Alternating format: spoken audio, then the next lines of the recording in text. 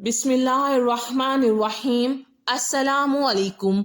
मोहतरम नाज़रीन, शब बारात के बारे में ये कहना बिल्कुल गलत है कि इसकी कोई फजीलत हदीस से साबित नहीं। हकीकत ये है कि 10 सहाबा कराम हजरत अबू बकर सदीक रजी अल्लाह तआला अन्हो, हजरत अली अल मुर्तज़ा रजी अल्लाह तआला अन्हो, हजरत आयशा सदीका रजी अल्लाह तआला अन्हो, हजरत मुआज बिन जबल, हजरत अबू हुरैरा रजी अल्लाह तआला अन्हो, हजरत औफ बिन मालिक, हजरत अबू मूसा अशरी, हजरत अबू सालिबा अल खशना, हजरत अब्दुल्ला बिन उमरो बिन आस और हजरत उस्मान बिन अबीउल आस रजी अल्लाह तआला अन्हो से अहादीस मरवी हैं, जिनमें नबी करीम सल्लल्लाहु अलैहि वसल्लम ने इस रात की फजीलत बयान फरमाई। लिहाजा जिस रात की फजीलत में 10 सहाबा कराम से रवायात मरवी हों, उसको बेबुनियाद और बेअसल नहीं कहा जा सकता। शब बारात के हवाले से दो तरह के नजरियात पाए जाते हैं। एक नजरिया उन लोगों का है जो इसे मुकम्मल बिदअत करार देते हैं और इससे मुतालिका रवायत करदा तमाम अहादीस मुबारिका को ज़ईफ या मौजू समझते हैं, जबकि दूसरी तरफ वो हैं जिन्होंने अगयार की नकाली करते हुए बहुत सारी रस्मातों बिदआत को भी इस इबादत का एक हिस्सा बना लिया है। शब बारात में इबादत उम्मत मुस्लिमा के जो खैरुल करून हैं, यानी सहाबा कराम का दौर, ताबईन का दौर, तबा ताबईन का दौर, इसमें भी इस रात की फजीलत से फ़ायदा उठाने का एहतमाम किया जाता रहा है। लोग इस रात में इबादत का खसूसी एहतमाम करते रहे हैं। इसको बिद्दत कहना या बेबुनियाद और बेअसल कहना दुरुस्त नहीं। सही बात यही है कि ये फजीलत वाली रात है। इस रात में इबादत करना बाइसे अजर सवाब है और इसकी खसूसी अहमियत है। अलबत्ता ये बात दुरुस्त है कि इस रात में इबादत का कोई ख़ास तरीका मुकर्रर नहीं कि फ़ला तरीके से इबादत की जाए। जैसे बाज़ लोगों ने अपनी तरफ से एक तरीका घड़ कर ये कह दिया कि शब बारात में इस खास तरीके से नमाज पढ़ी जाती है। मसलन पहली रकत में फ़ला सूरत इतनी मरतबा पढ़ी जाए, दूसरी रकत में फ़ला सूरत इतनी मरतबा पढ़ी जाए, वगैरह वगैरह। इसका कोई सबूत नहीं, ये बिल्कुल बेबुनियाद बात है। बल्कि नफली इबादत जिस कदर हो सके वो इस रात में अंजाम दी जाए। नफल नमाजें पढ़ें, कुरान करीम की तलावत करें, जिक्र करें, तस्बीह पढ़ें, दुआएं करें, ये सारी इबादतें इस रात में की जा सकती हैं, लेकिन कोई ख़ास तरीका साबित नहीं। नबी करीम सल्लल्लाहु अलैहि वसल्लम ने 4 रातों में बलाइयों के दरवाजे खुलने की बशारत अता फरमाई है, जिनमें से एक शोबान की 15वीं रात है। नीज उस रात में मरने वालों के नाम, लोगों का रिज्क और हज करने वालों के नाम लिखे जाते हैं। शब बारात में हमारे प्यारे आका हजूर नबी करीम सल्लल्लाहु अलैहि वसल्लम के सजदे किस कदर तवील हुआ करते थे, इसका अंदाजा इस बात से लगाइए कि उम्मुल मोमिनीन हजरत आयशा सदीका रजी अल्लाह तआला अन्हा फरमाती हैं कि नबी करीम सल्लल्लाहु अलैहि वसल्लम एक रात नमाज अदा करने के लिए खड़े हुए और इतना तवील सजदा किया कि मुझे ये गुमान हुआ कि आप सल्लल्लाहु अलैहि वसल्लम की रूह कब्ज कर ली गई है। जब मैंने ये देखा तो खड़ी हुई और आप सल्लल्लाहु अलैहि वसल्लम के अंगूठे को हिलाया तो अंगूठे में हरकत पैदा हुई। मैं वापस चली गई।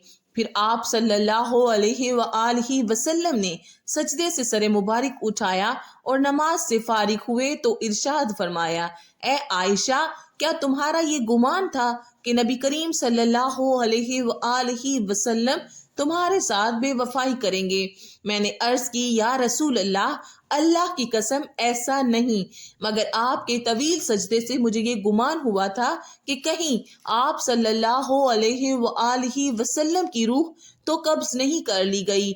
आप सल्लल्लाहु अलैहि वसल्लम ने इरशाद फरमाया, क्या तुम जानती हो ये कौन सी रात है? मैंने अर्ज की, अल्लाह और उसका रसूल ज्यादा जानते हैं। फरमाया, ये निस्फ शोबान की रात है। इस रात अल्लाह पाक अपने बंदों पर नजरे रहमत फरमाता है तो बख्शिश मांगने वालों को बख्श देता है और रहम तलब करने वालों पर रहम फरमाता है और बुग़्ज़ रखने वालों को उनकी हालत पर छोड़ देता है।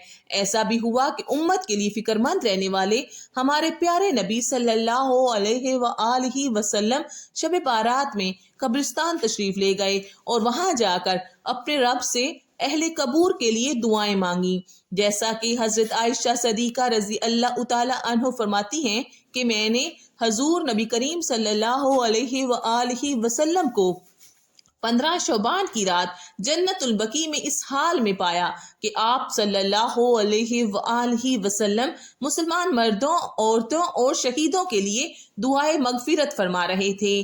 15 شعبان کا روزہ ایک مسئلہ شب بارات کے بعد والے دن یعنی 15 شعبان کے روزے کا ہے، اس کو بھی سمجھ لینا چاہیے۔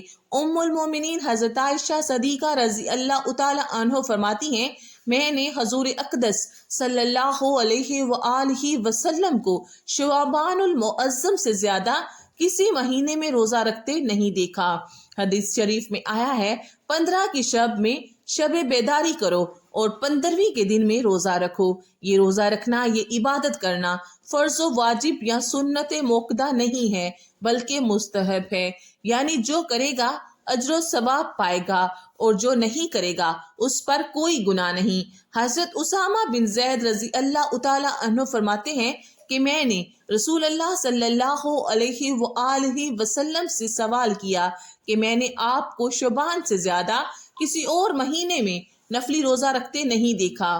رسول اللہ صلی اللہ علیہ وآلہ وسلم نے فرمایا کہ یہ رجب اور رمضان کے درمیان واقع ایک مہینہ ہے جس کی برکت سے لوگ غافل ہیں۔ اس ماہ میں اللہ تعالیٰ کے سامنے اعمال پیش کیے جاتے ہیں۔ میری خواہش ہے کہ میرے اعمال اس حال میں پیش ہوں کہ میں روزہ سے ہوں۔ محدثین کی ایک بڑی جماعت کی رائے ہے کہ یہ حدیث صحیح ہے۔